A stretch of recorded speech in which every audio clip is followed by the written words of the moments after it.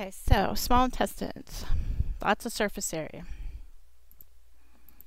Okay, so how are nutrients broken down? So this is part of nutrition. Like you need to learn how things are broken down, how we absorb the nutrients.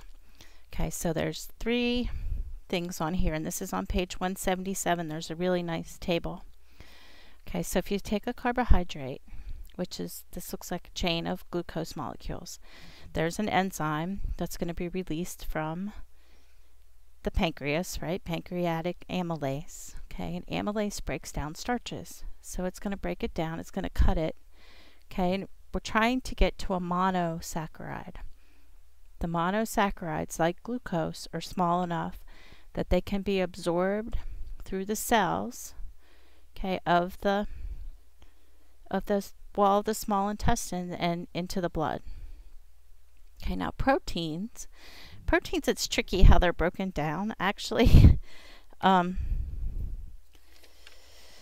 there's different enzymes. There's pepsin, trypsin, peptidase. Proteins are broken down into amino acids. So trypsin, peptidase. Okay, trypsin comes from the pancreas. Peptidase is produced in the small intestines. They break proteins down into their monomer, which is amino acids, and the amino acids are small enough that they can be absorbed, okay, and then put into the blood. Okay, now fats. Fats are tricky. Fats are not water soluble, so it's harder for them to be digested. So fats need bile.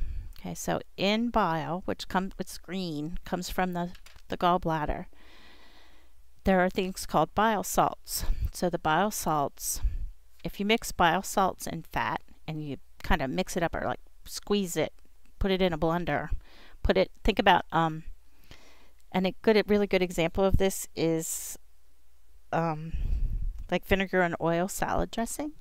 So if you take something that's hydrophobic and something that's hydrophilic and you shake it up and mix it up together, it emulsifies. So what happens is the fat gets broken into smaller pieces and the hydrophilic part surrounds it. Okay, and it doesn't let the fat drops come back together. Then there's an enzyme here called lipase. So lipase comes in, breaks the fat molecules down. We get all the way down to monoglycerides and fatty acids. They're absorbed into the cells, then the cells are wrapped in protein. They call that a chylomicron.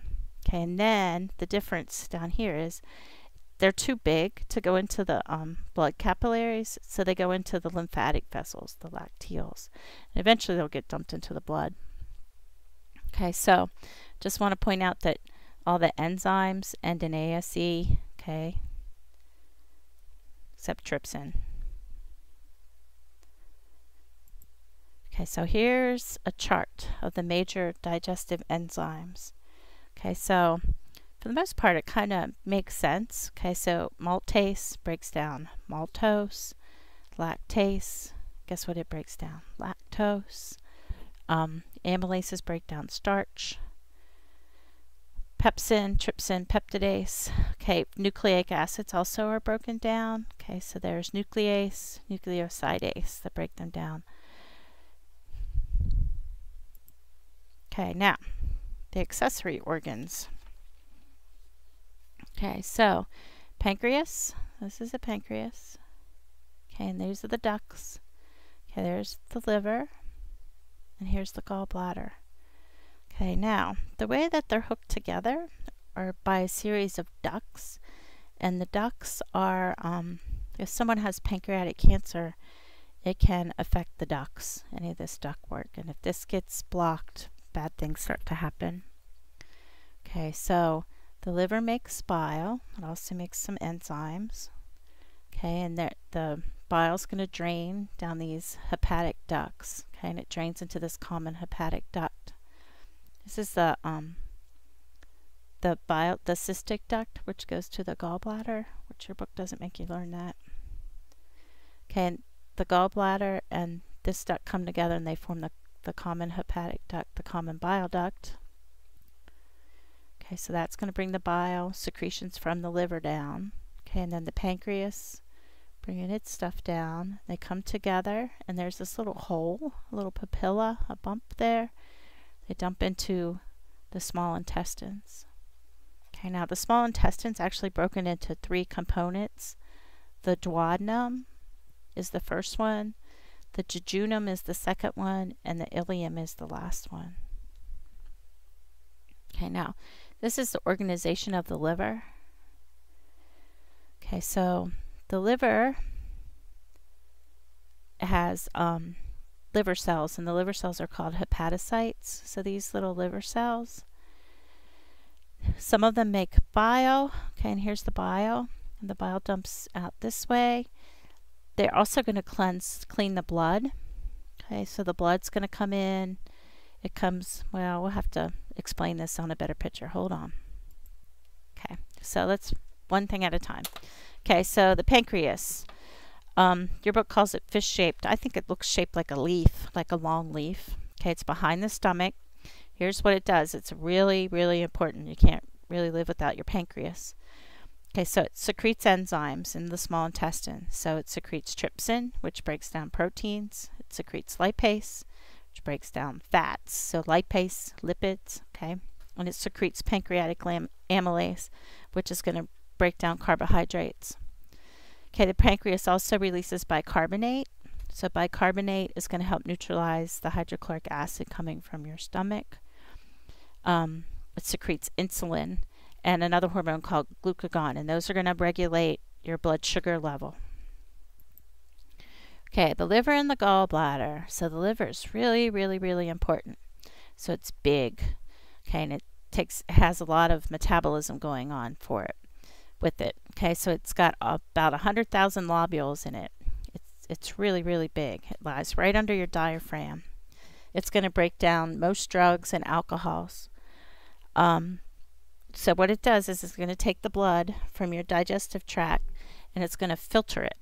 And when it filters it, it's going to remove anything that's considered toxic. Okay, it also has macrophages in there. It's going to destroy anything that's a pathogen. Okay, so it filters the blood.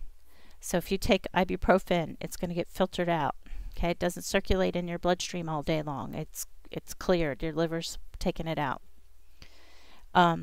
It's also going to hang on to good things that we want to keep. Okay, so it removes iron, vitamins A, D, E, K, and B12 from the blood, and it stores them, so you'll have them.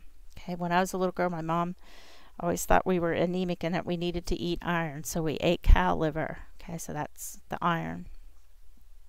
Okay, the liver also stores glucose as glycogen, and if we're in a situation where we need to eat and our blood glucose is dropping, the liver will break down the glycogen into glucose.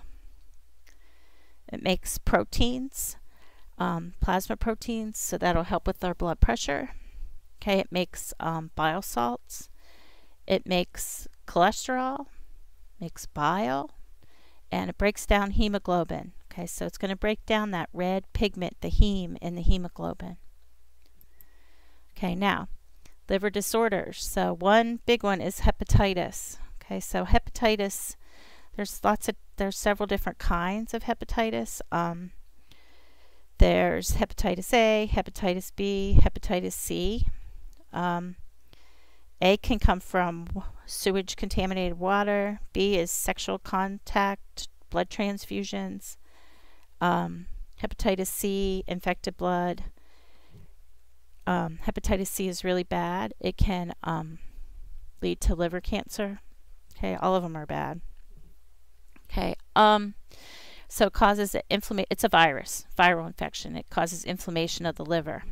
Okay, so people that have hepatitis can end up looking jaundiced, so they're going to look yellow because that's a byproduct of the hemoglobin breaking down. So when the red starts to be broken down, it ends up looking yellow, and that's where jaundice comes from, is you can't break down the red pigment as good as you should. So it builds up in your blood and comes out through your skin. Okay, cirrhosis. Cirrhosis is seen in alcoholics and obese people. Okay, so the liver becomes really fatty and the tissue becomes scar tissue. Okay, the liver can't repair itself as fast as it's being damaged, so it can lead to liver failure, and liver failure can lead to death.